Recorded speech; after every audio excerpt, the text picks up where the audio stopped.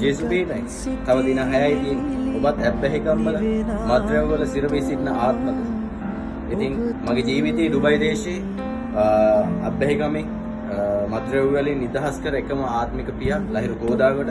ඉතින් ඔහු ලංකා දේශයට පැමිණෙනවා මේ නොවැම්බර් 22 වෙනිදා වන දින.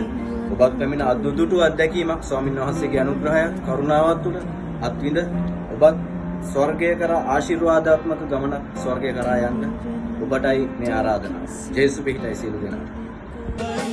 ඔබ නොමැතිව මාද නැතේ මා ජීවත් වන්නේ ඔබ නිසයි.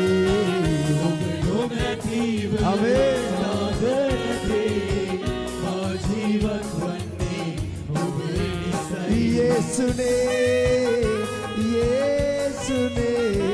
ඔබ වාගේ දෙවි කෙනෙකු මේ පොළොවේ නැත.